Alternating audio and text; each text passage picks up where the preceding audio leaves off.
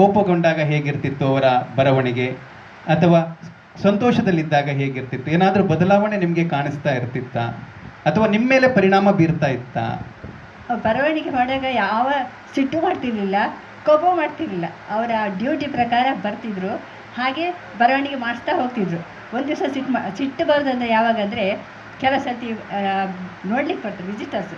ಅವ್ರು ಬರುವಾಗ ಬಂದು ಕೂತ್ಕೊಂಡ್ಮೇಲೆ ಬ್ಯಾಡ್ರಿದ್ದ ಅಧಿಕ ಪ್ರಸಂಗದ ಮಾತಾಡ್ತಿದ್ರು. ಆಗ ಅದವರಿಗೆ ಖುಷಿ ಆಗ್ತಿಲ್ಲ, ಕೂಡಲೇ ಹೊರಡಿ ಅಂತ ಹೇಳ್ತಿದ್ರು. ಇನ್ನು ಕೆಲವರು ಬರುವಾಗ ಅವರಿಗೆ ಇಂಟ್ರೆಸ್ಟ್ ಇರುವಂಥ ವಿಷಯಗಳೆಲ್ಲ ಬೇಕಾಗ್ತಿತ್ತು, ಅಂದರೆ ಅವರಿಗೆ ಗುರುತಿನ ಪರಿಚಯದವರು. ಮತ್ತು ಮತ್ತೊಂದು ವಿಶೇಷ ಏನಂದರೆ, ಅವರಿಗೆ ಎಷ್ಟು 60-70 ವರ್ಷದ ಹಿಂದಿನ ಸ್ನೇಹಿತರು, ಅವರ ಪರಿಚಯ, ಅವರ ಹೆಸರು ಎಲ್ಲ ಅಷ್ಟು 96-97ವರೆಗಿದ್ದಿದ್ರಲ್ಲ, 96-97ವರೆಗೂ ಅವರಿಗೆ ಅಷ್ಟು ನೆನಪಿದ್ದಿತ್ತು ಅವರಿಗೆ. ಹೌದು, ನೆನಪಿನ ಶಕ್ತಿ. ಅನಂತರ ಅವರು ಅವರೊಟ್ಟಿಗೆ ಹೇಗೆ ಮಾತಾಡಿದರು, ಎಲ್ಲೆಲ್ಲಿ ಹೋಗಿದ್ರು, ಅದನ್ನೆಲ್ಲ ಪುನಃ ಅದನ್ನು ರಿಪೀಟ್ ಮಾಡ್ತಿದ್ರು.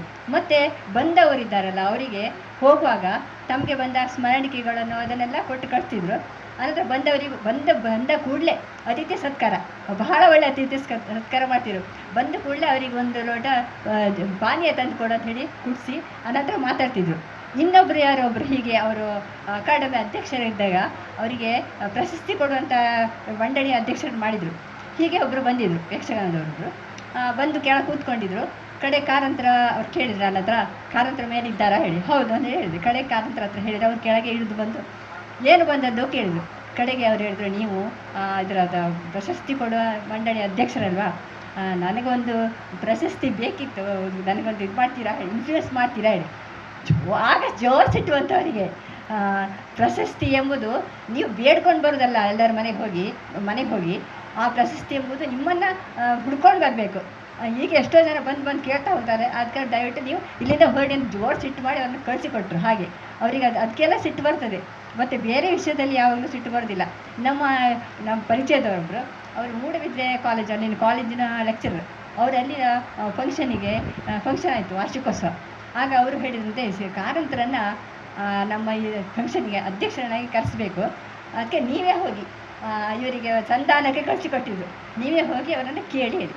ಅವರು ನಮ್ಮ ಪರಿಚಯದವರು. ಹೀಗೆ ನಮ್ಮನೆಗೆ ಬಂದರು. ಕಡೆಗೆ ಹೇಳಿದ್ರು, ನನ್ನನ್ನು ಕಳಿಸಿಕೊಟ್ಟಿರೋ ಅವ್ರಿಗೆ ತುಂಬ ಸಿಟ್ಟಂತೆ. ಕಡೆಗೆ ಬಂದು ಬೈದ್ರೆ ಅಂತ ಮಾಡೋದು ಹೇಳಿ.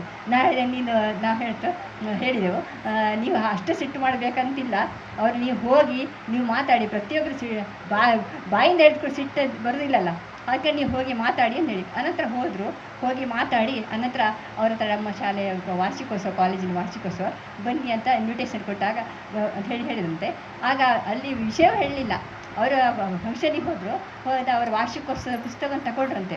ತಗೊಂಡ ಕೂಡಲೇ ಅದು ಏನು ಮಾತಾಡಿದ್ರು ಅಷ್ಟು ನಿರ್ಗಣವಾಗಿ ಒಂದು ಅರ್ಧ ಗಂಟೆ ಮಾತಾಡಿದಂತೆ. ಭಾರಿ ಖುಷಿ ಆಯ್ತಂತೆ ಎಲ್ಲರಿಗೆ. ಅನಂತರ ಅವ್ರು ಬಂದು ನಮ್ಮ ಹತ್ರ ಹೇಳಿದರು, ನೀವು ಹೇಳಿದ್ದು ಒಳ್ಳೆಯದಾಯಿತು, ನಾನು ಅವರಲ್ಲಿ ಹೋಗಿ ಭಾಳ ಹೆದರ್ಕೊಂಡೆ. ನೀವು ಹೇಳಿದ ಕಾರಣ ಬಂದವರಿಗೆಲ್ಲ ಖುಷಿ ಆಯಿತು, ಅವರಿಗೆ ತುಂಬ ಕೋಪ ಇಲ್ಲ ಅಂತ. ಹೋಗುವಾಗ ಹೋಗಿ ಮಾತಾಡಿದರೆ ಸರಿಯಾಗಿ ಮಾತಾಡ್ತಾರೆ. ಮತ್ತು ಜ್ಞಾನದಾಹಿಗಳು ಯಾರು ಬರ್ತಾರೆ ಅವರೆಲ್ಲ ತುಂಬ ವಿಷಯ ಬೇಕು.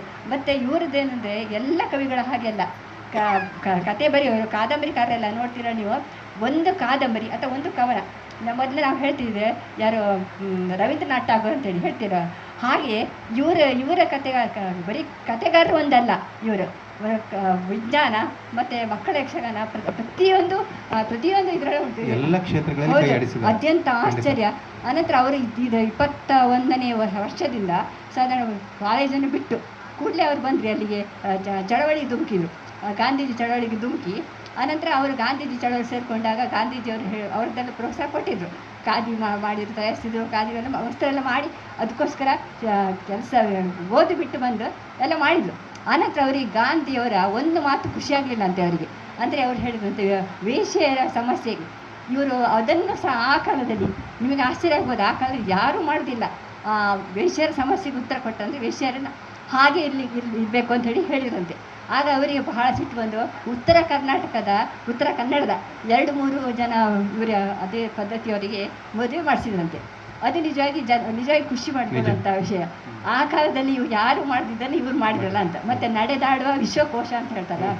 ವಿಶ್ವಕೋಶ ಒಂದಲ್ಲ, ವಿಶ್ವಕೋಶ ಆಯ್ತಲ್ಲ. ಆನಂತರ ಉಳಿದದ್ದು ಎಲ್ಲ ವಿಷಯದಲ್ಲೂ ಶಾಲೆಗೆ ಹೋಗಿ ಆ ಕಾಲದಲ್ಲಿ ಸಣ್ಣ ಪ್ರಾಯದಲ್ಲಿ ಪುತ್ತೂರಲ್ಲಿದ್ದಾಗ ಪ್ರತಿಯೊಂದು ಶಾಲೆಗೆ ಹೋಗಿ ಆ ಮಕ್ಕಳಿಗೆ ಕಲಿಸಿಕೊಟ್ಟು ಪ್ರತಿಯೊಂದು ಕಲಿಸಿಕೊಡ್ತಿದ್ರು.